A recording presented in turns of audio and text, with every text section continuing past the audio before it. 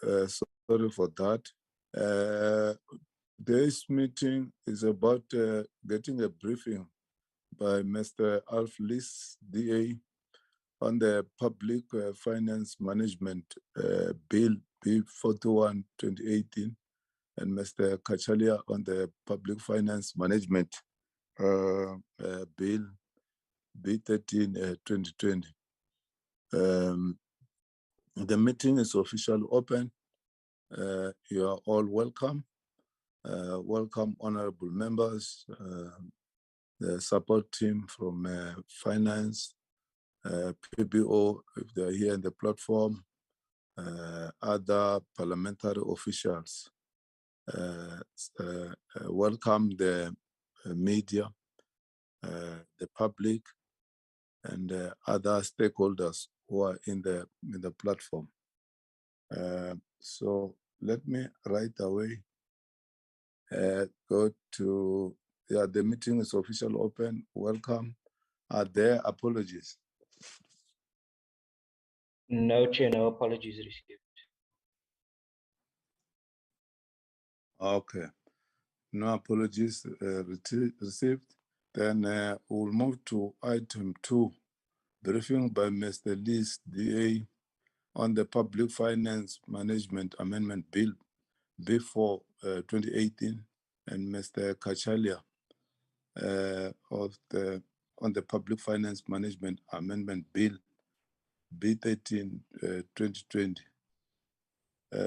Over to you, Mr. Lis.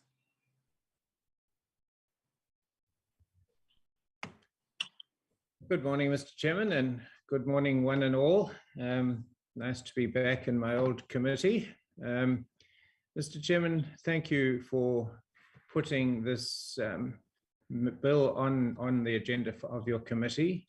It has been a long time in the process.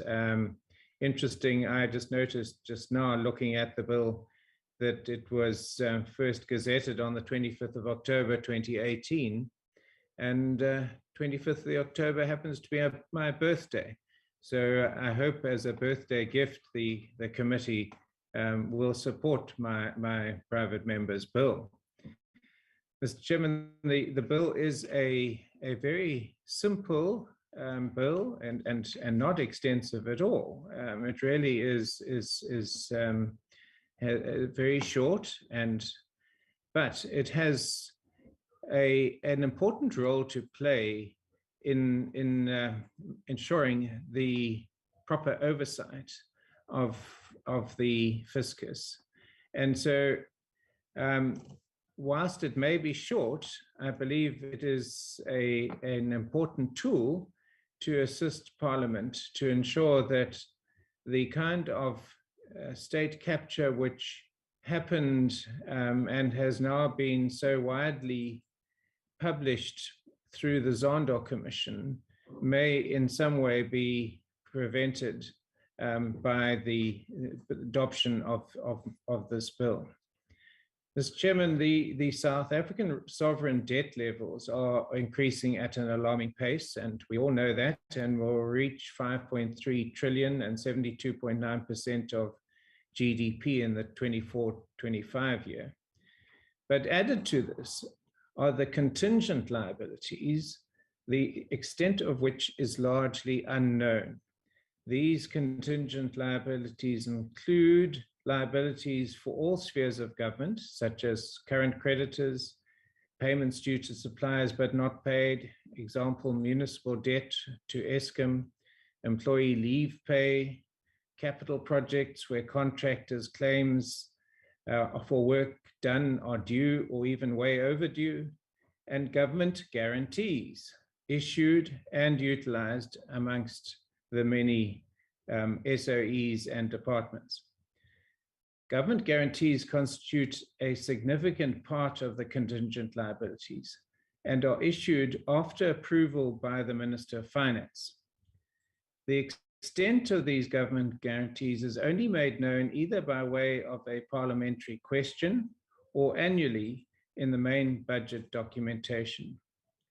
The data about government guarantees is declared in a very limited way in the medium-term budget statement. This lack of transparency is clearly a high risk and needs to have some sort of parliamentary oversight. The latest data that we have is contained in the 2022 budget review reflects that government guarantees of 768.6 billion had been issued at that point, and of that, 593.8 billion of the guarantees issued had been utilized by the recipients of the guarantees. In terms of the current legislation, there is no provision for Parliament to be in any way involved in the process of issuing government guarantees. The relevant minister makes a request to the Minister of Finance, and the Minister of Finance then agrees or disagrees, and the guarantee may then be issued by the requesting department. An example of the complete absence of a role for Parliament was the government guarantee extended of 3.43 billion and issued to Denel, a bankrupt state-owned company, in September 2018. In terms of the information received for the 31st of March 2018, a further 1 billion guarantee to bring the total to 4.43 billion was under consideration. And we know, Mr. Chairman, where Denel stands today. We believe that there must be some form of oversight given to Parliament in the process of the Minister of Finance either agreeing or disagreeing with the issuing of government guarantees. Mr. Chairman, this view is one shared by Mr. Nene, the past Minister of Finance, who, in testimony to the Zondo Commission into state capture, stated that, and I quote, "The way that guarantees work cuts out parliamentary scrutiny." So that was the view of Mr. Nene, a previous finance minister, who during his term worked very hard to stop and prevent the state capture. The DA believes that there must be complete transparency of the issuing of government guarantees, and that Parliament must be given the opportunity to, at very least, be aware of the mounting risks, and if it wishes to act, to put brakes on the issuing of government guarantees. And it's for this reason that we have tabled the Public Finance Management Amendment Bill, and it is hereby proposed that Section 70 of the Act be amended in order to require the Minister of Finance to table a report in Parliament which sets out his or her decision to issue such a guarantee, security, or indemnity no less than 30 days after such guarantee, security, indemnity has been issued in terms of the Act. The bill will require that this report include the name of the national public entity concerned, the date on which such guarantee, indemnity, or security was made, the terms and conditions attached to the issuing of the guarantee, indemnity, or security, and the minister's reason for his or her concurrence in this matter. The bill will also seek to require the minister to table a report in instances where he rejects a cabinet member's request for the issuance of a guarantee, indemnity, or security in terms of the Act. This report will also need to contain the particulars of such a rejection. Mr. Chairman, this bill can only be considered as a positive move, and we beg for the committee to support this bill in its report to the National Assembly. Mr. Chairman, that covers the motivation and the broad aspects of the bill. As you see, when you look at the bill, it's essentially simply one paragraph being inserted into Section 70 of the Public Finance Management Act. And it's very, very simple. And there's very little of any contentious nature of this bill. So, Mr. Chairman, I thank you very much for the opportunity to present it to you.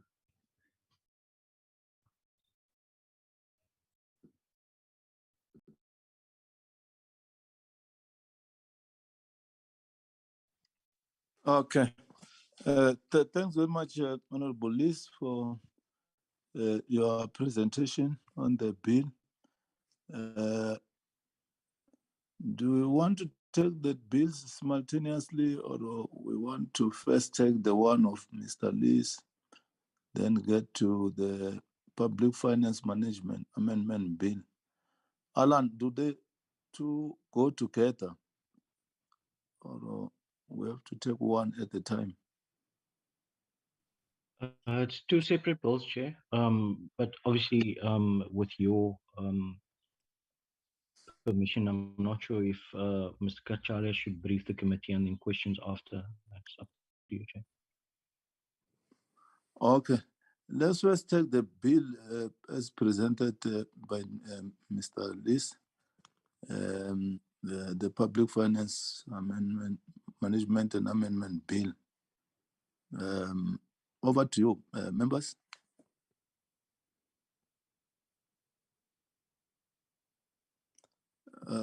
Dr. George. Thank you, Chairperson, and thank you to Honourable Lees for his private member's bill. Honourable Lees, I do think that you've identified a significant gap in the legislation that enabled state capture and permitted billions of rands of hard-earned taxpayer money to get stolen at the expense of the most vulnerable members of our society. Your bill would promote transparency that is needed, and that strengthens parliamentary oversight. You mentioned that the minister would need to table a report within 30 days of the guarantees that he has approved and also of those that he did not approve. And I think that that's a significant step in the right direction. Have you considered a provision where Parliament would be able to reject a guarantee given, considering the amount of money that is being squandered through that mechanism? Thanks very much, Chair.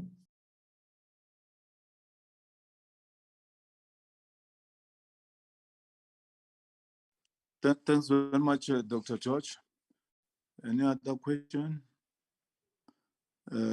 Honorable Soropen. Thank you very much, Chairperson.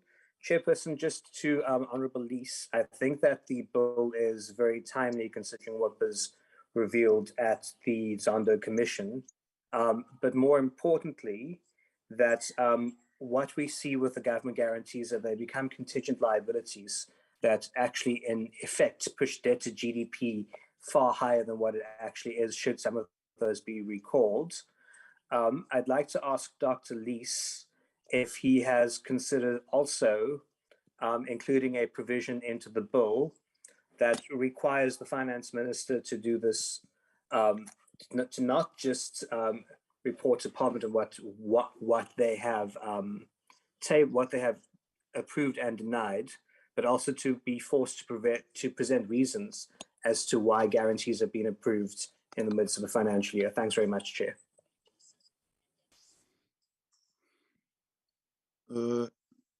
Thanks, Honorable Sarupen. For now, let me request Mr. Liz to respond to those two questions.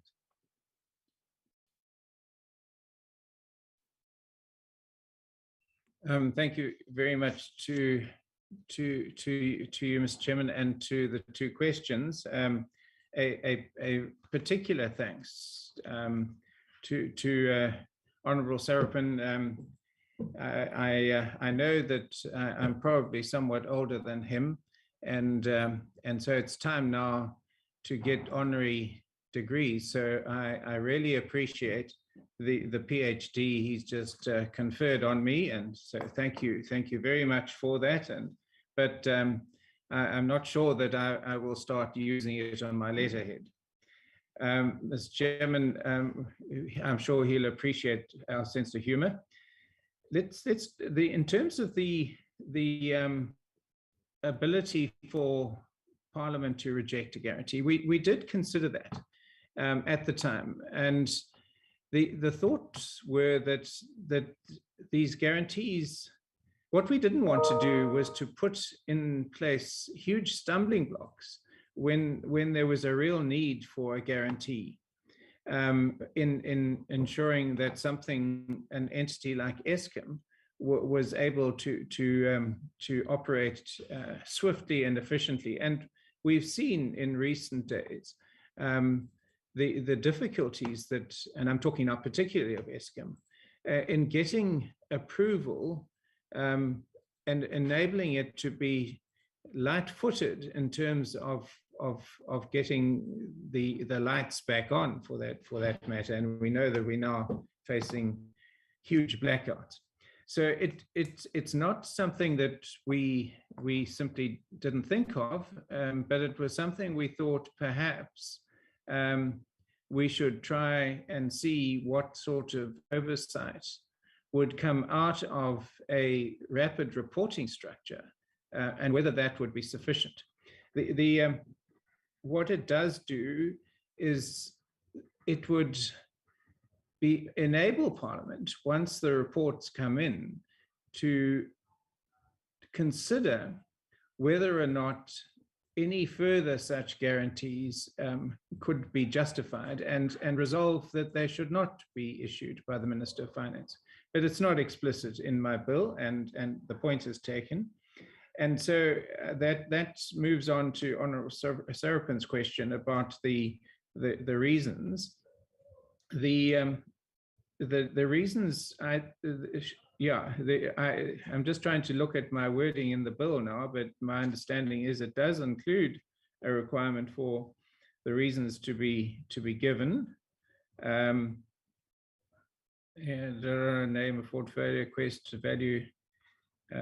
This goes back some time. Mr.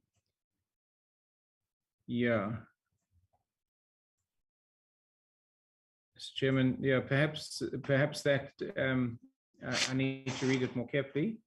But I think reasons are an important thing, and it might be, if they're not in the bill already, it might be an amendment that the committee would like to make, or I can make. I'm not sure what the process is. Perhaps Frank Jenkins. Nice to see you, Frank. I see you're still spending a lot of time with this committee, are you? Could give us some advice on that. So, Mr. Chairman, I hope that answers the questions. And I'm going to look more carefully. Mr. Chairman, actually, the reasons for the decision are included under A5. So it is there. So, I think I've answered those two questions. Thanks, Mr. Chairman.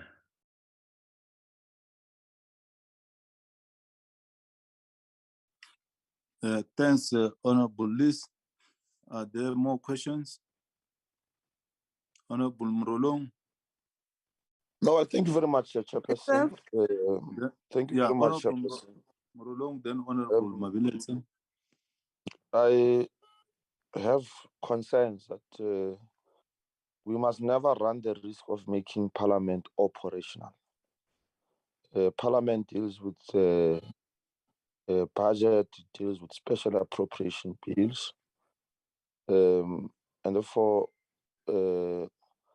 we shouldn't venture into Parliament becoming too administrative in terms of its own functions. For instance, should a minister be required on an urgent basis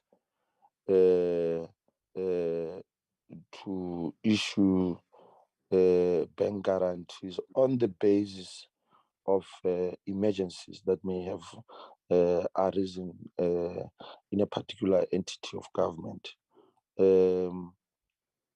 What becomes of his action should Parliament later feel that such an approval was inappropriate?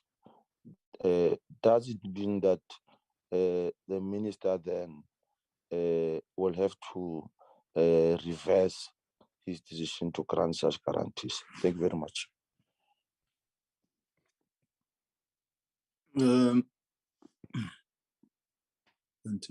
Where do I go? Yeah, thanks, Honorable Mrolo. Honorable Mapilet. Thank you, Chair. I just listened to the honorable member when he tabled the bill here. It is not clear. I really do not understand exactly where is he taking it to or from, because the reasons are not even clearly articulated. And so I don't think it's up to us to sit here and start giving the reasons. If he comes here with a bill, he must just come here with the reasons that are clearly articulated.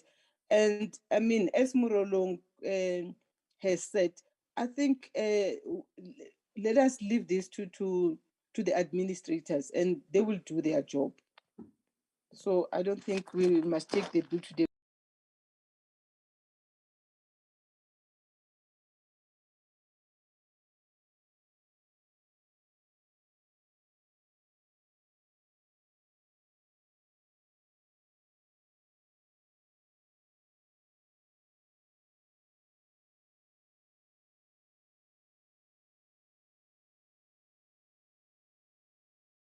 I'm done, Chair.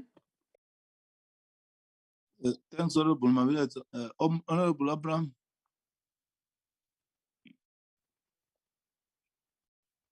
Yes, Chair, thank you so much. Chair, I've been raising my hand since you were checking whether we should be discussing the honorable member's bill together with the presentation by Mr. Cachalia. And I think in terms of the agenda, that is what we were supposed to do. But unfortunately, we are here now.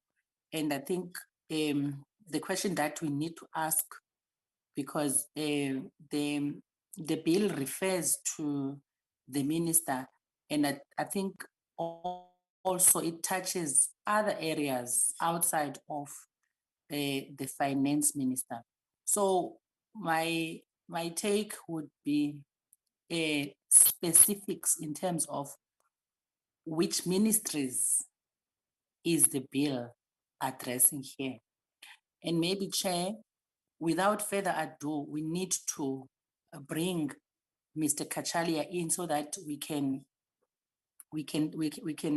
discuss both these bills at the same time, because much as it is two separate bills, it is the same bill. It's two separate amendments of the same bill. Thank you.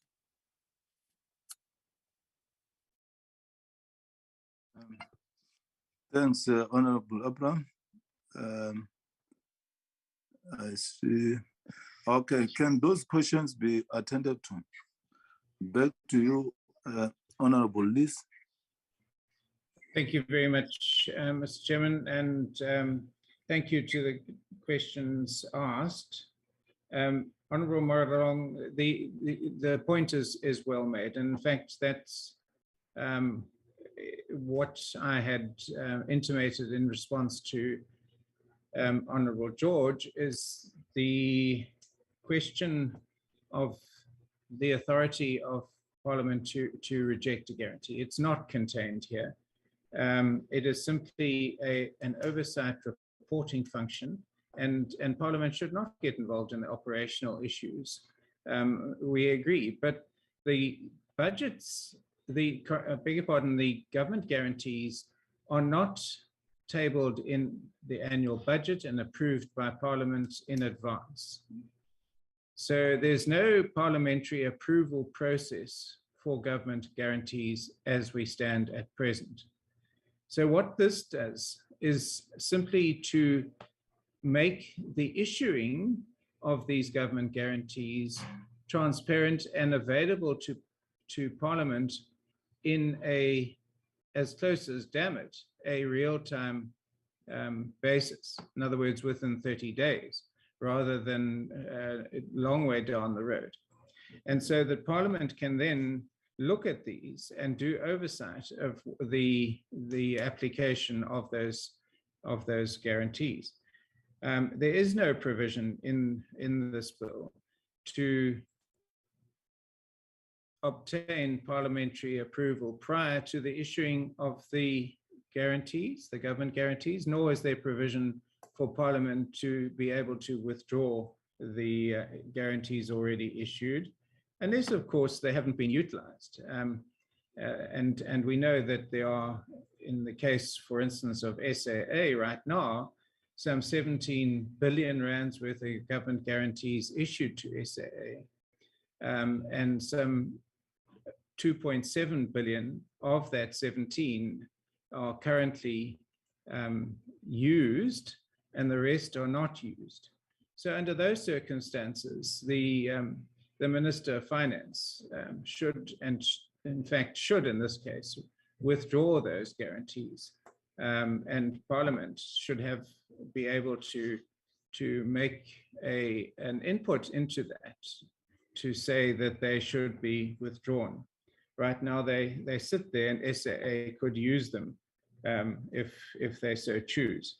So that I think takes care of Honourable Maralong.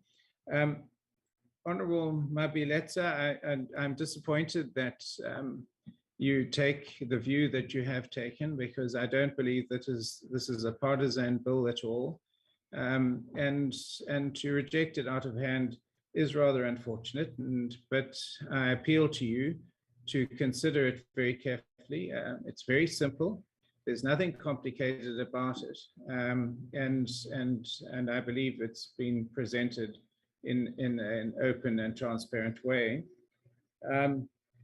Honourable Abraham, this bill does not deal with any other ministries, departments, or ministers. It only deals with the Minister of Finance reporting on something which is already contained in the PFMA. It has no impact at all on any other ministries. And Mr. Chairman, I think that what I did omit was the view that the proposed bill should be dealt with as a Section 76 bill. And perhaps Frank can give us some advice about that. So, Mr. Chairman,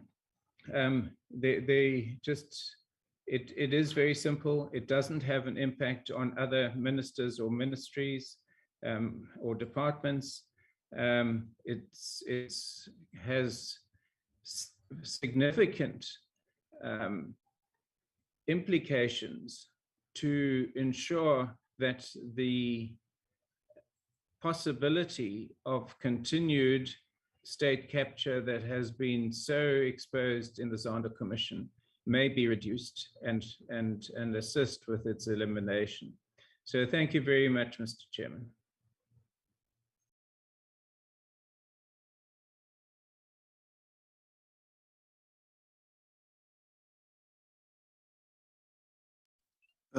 Thanks, Honourable Liz, for your comments. Are there more comments? It seems none.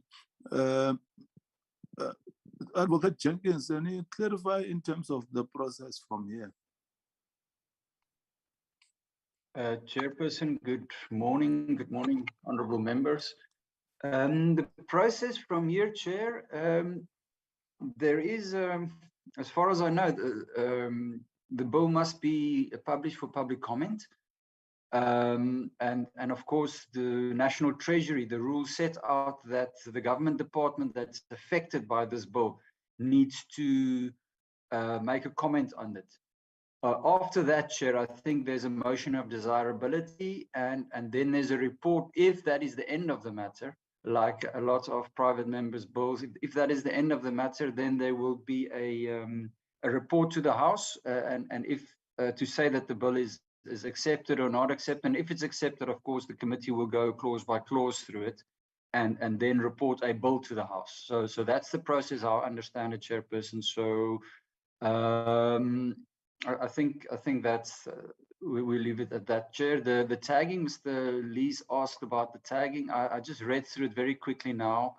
I wouldn't want to just guess, but usually a bill like that, especially an amendment bill, if it doesn't deal with finances of the provinces, will be 75. If it does affect the norms and standards that provinces must deal with, and then that will be 76. And if we go back to the history of the Public Finance Management Act, it was done in two parts. The first part was a 75 bill, and then after that there was an amendment to deal with provincial issues, which became a 76 bill, if I remember correctly, but it's usually a 75. But one will look at it in more detail if the bill is formally tagged by the joint tagging mechanism. In fact, Chair, I think it should have been, I will follow up with my colleagues that deal with private members' bills and drafting and see if it hasn't been tagged already. Thank you, Chair.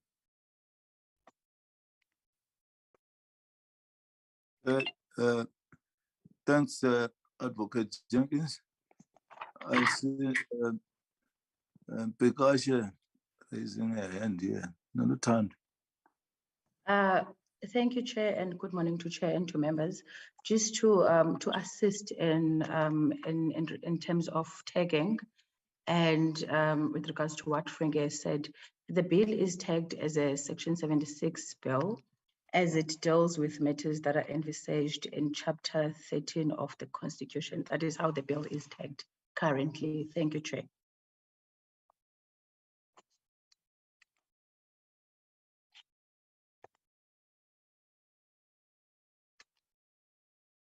I'm done, Chair. Thank you.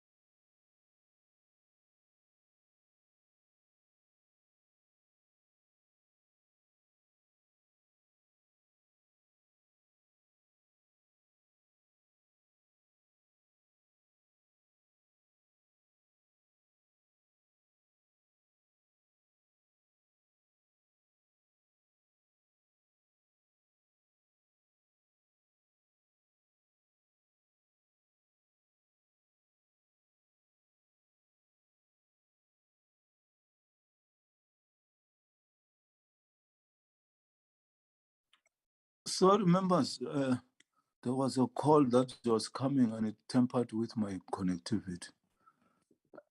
So, Advocate Jenkins and Lutano, you are suggesting that in terms of the process, we move to the next step where we're going to discuss the desirability of the bill. Is it that so?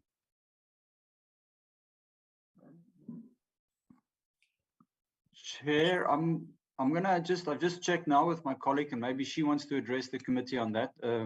Ms. Mkasha. Chair, as I understand, this bill must still go through, at least be advertised for public input. Whether it's now necessary to have a public hearing thereafter would come from that exercise, but it is a parliamentary process, which in terms of the Constitution requires that there is a facilitation of public involvement before we get to the stage of desirability, Chair. But I'm going to ask Nola Tandu, who's the expert on private members' bill, just to contradict me, please, Chair.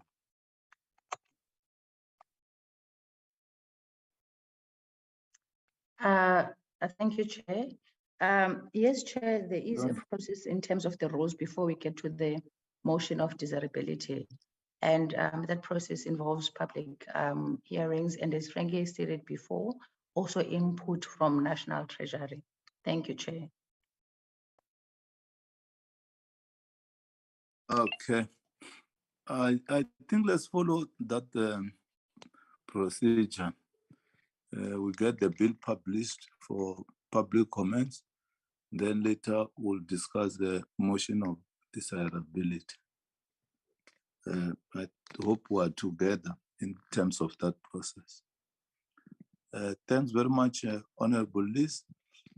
You will be kept abreast of the process so that you participate actively as you initiated the private members' bill. You mean Ubonga mina, Mongameli. Let's move to the other one of my gadgets are failing me here today. Mr. Cachalia, on the Public Finance Manager Amendment Bill B13 2020. Honorable Cachalia, are you there? I am, sir. Can you hear me? Yes. Good. Chair, this is a non-controversial, non-partisan bill that is predicated on the need for financial performance management to be a prerequisite for organizational performance, in that it determines to a large extent government's capacity to implement policy and manage public resources through its own institutions and systems. And it provides the foundations onto which to build effective, capable, and accountable measures able to and enables people to fulfill their responsibilities and deliver basic services. Now, the PFMA attempts to do this and address this and give meaning to it in terms of the non-provision on occasion of audited annual financial statements. And it does this in terms of Section 65 of the PFMA Act of 1999, which provides that the executive authority responsible for a department or public entity must table annual reports, financial statements, and the audit report to the National Assembly, and that such statements must be tabled within 1 month after the accounting officer for the department or the accounting authority for the public entity has received the audit report. Now, if in the current scenario, if the executive authority fails to table these reports within 6 months after the end of the financial year, the executive authority must then table a written explanation to the legislature as to the reasons why this has not happened. But that's where it ends. The Act does not, as it stands, provide for additional measures in instances where such reports and statements are not tabled, and the department or public entity is not required to table such reports. Now, this, flies in the face of transparency, and flies in the face of governance, and flies in the face of oversight. And to remedy this, the draft bill therefore seeks to provide for additional measures in instances where the executive authority has failed to table and financial statements in the National Assembly or the relevant legislature. So the bill then proposes that the annual report, financial statements, and the audit report on such statements referred to 65 within 60 days after a written explanation has been tabled. So it requires it to be tabled categorically thereafter. Now, this is in line with International Financial Reporting Standards, IFRS, that are issued by the Board of Accounting Standards, the IASB, with the objective of providing common accounting language and so on. And it is entirely in line with that. And the often when questioned as to why these statements are not forthcoming, the reason is given that these entities are perhaps not a going concern. Now, the IFRS standards require that when an entity does not prepare statements on a going concern basis, it shall disclose that fact together with the basis on which it was prepared. It prepared the financial statements and the reason why the entity is not regarded as a going concern.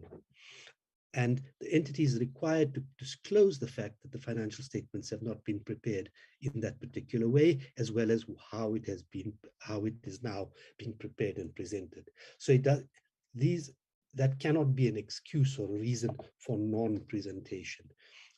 So, it's binary whether or not to prepare a financial statement as a going concern. It's a binary decision. but the circumstances in which the entities prepare financial statements on a going concern basis will differ widely. I think this bill, this amendment bill, short and sweet as I think it is, will address this and ensure that we have this information both timeously and properly presented before us in Parliament. And if it is not, then Parliament may decide in its wisdom what it intends to do. Thank you.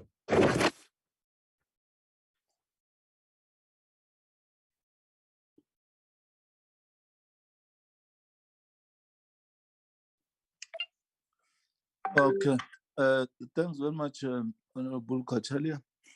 Members, there you are. Your comments.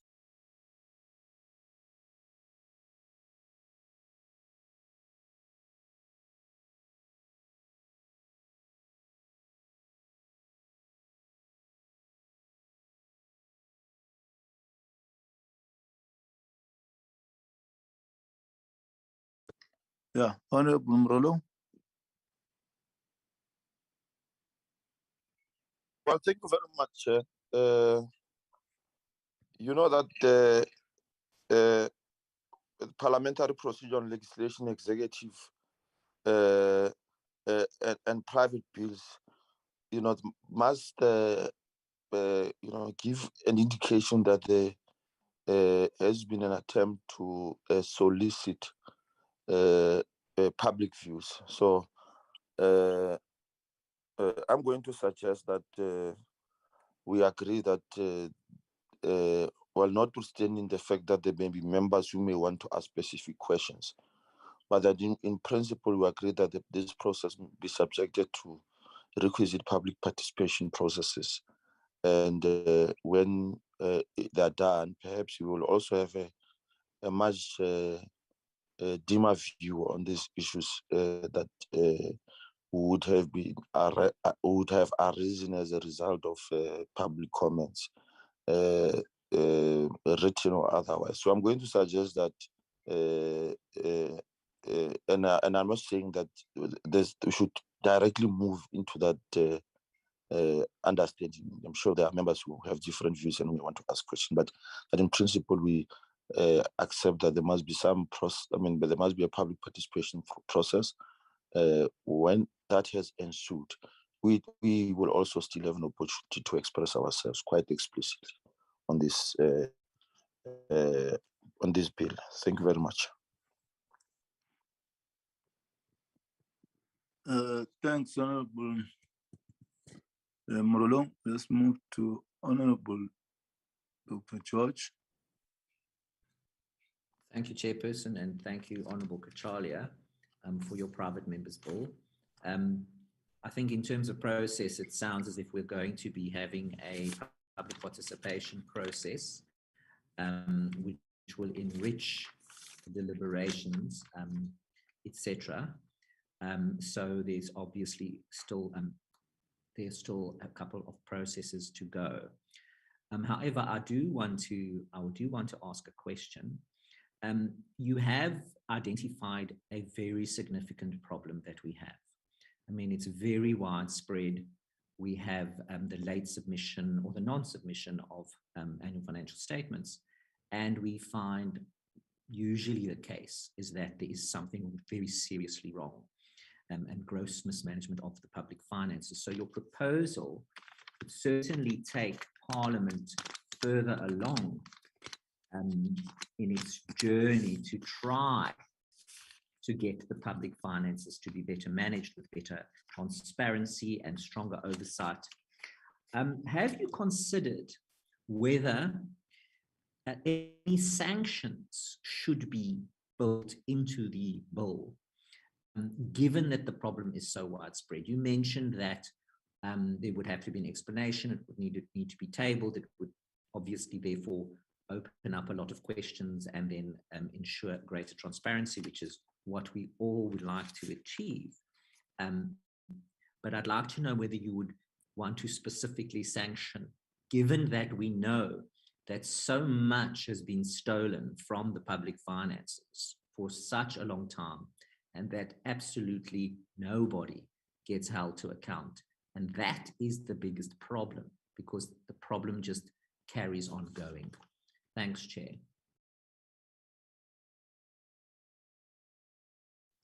Thanks, Dr. George. Honorable Sarupen. Thank you very much, Chairperson. Chairperson, I think Honorable Cachalia's private members bill also arises out of the consequences of the state capture era, where lacuna in legislation around the tabling of the financial statements of state-owned companies led to all sorts of shenanigans, problems, endless bailouts that have become black holes that the public are really tired of. And I think that this is most welcome. I'd like to ask Mr. Cachalia specifically, companies of the size that are state-owned enterprises, if they were listed in the JSE and failed to table their financial statements, they'd be delisted, and the JSE by law would be required to report their directors as delinquent directors. Does he believe that the Department of Public Enterprises should, as a consequence of this as well, be forced to declare directors appointed to state-owned enterprises who fail to disclose the financial status of state-owned enterprises, that they should by law be declared delinquent directors by the DPE, and to rather not give DPE a choice in this matter to ensure that we have good governance at our SOEs? Thanks very much. Thanks, Honorable Sarupen. Honorable Gijiman Skosan. Mhlonishwa. Ngiyathokoza Sihlalo, and greetings to all honorable members, our officials, and all other stakeholders present in the meeting. I want to thank Honorable Cachalia for his proposed private members bill as presented.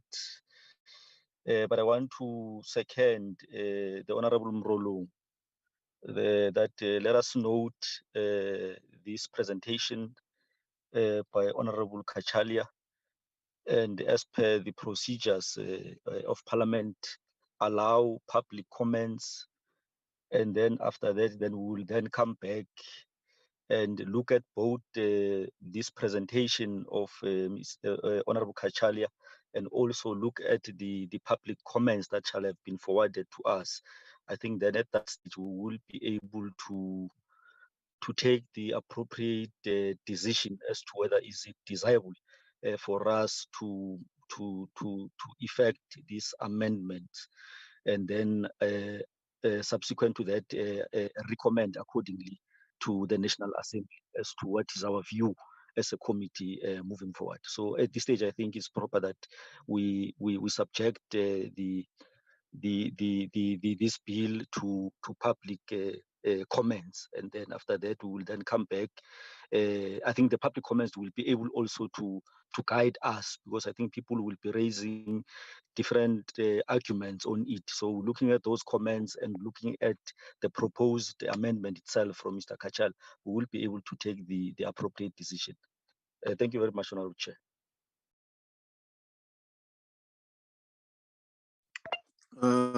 Thanks, Honorable Skosana.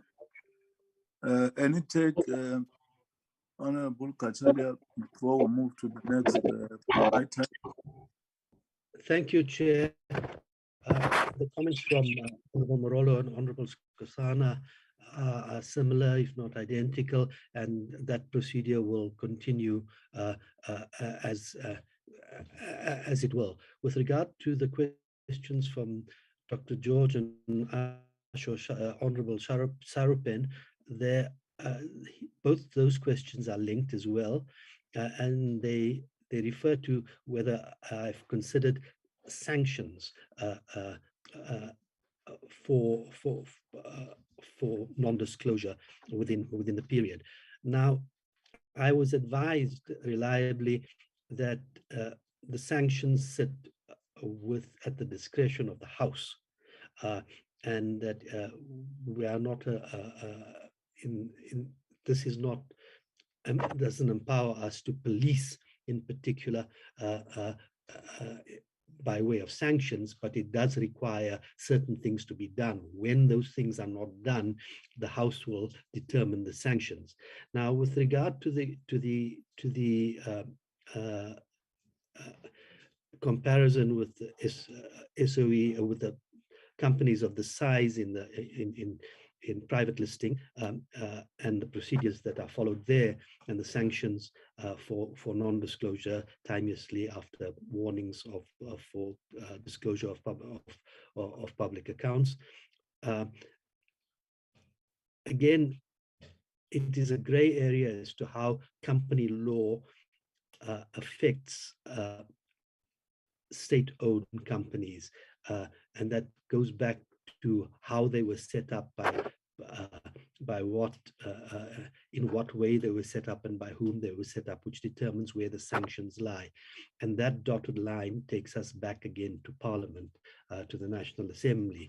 And it was the advice I received is that that's where it should remain. I hope that attempts to clarify in some way the questions.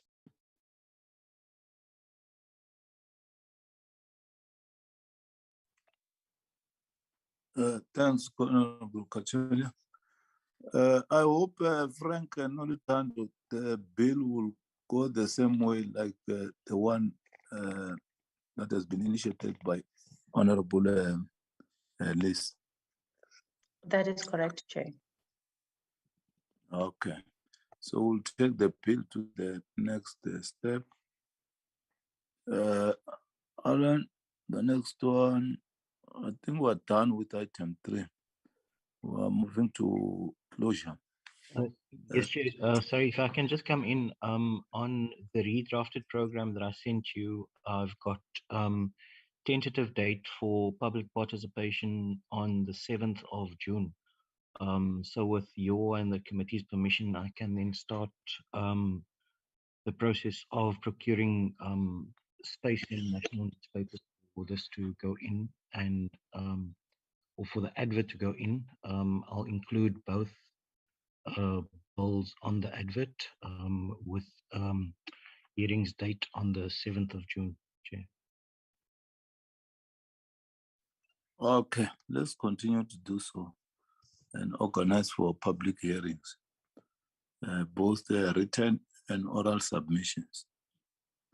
Thanks very much, honorable members, in particular, Honorable Liz and Honorable Cachalia, for having availed yourself to come and prevent these 2 private members' bill. Private members' bill are treated like any other bill that is before cabinet. I mean, parliament. So we are going to do exactly the same and make sure that all the procedures are followed in terms of processing these bills until they reach finality.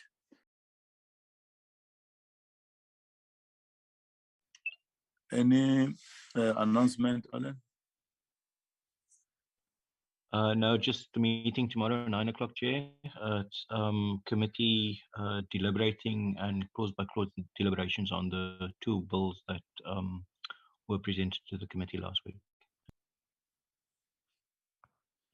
Okay, that's it. Thanks very much, honorable members. The meeting is adjourned. We'll meet tomorrow.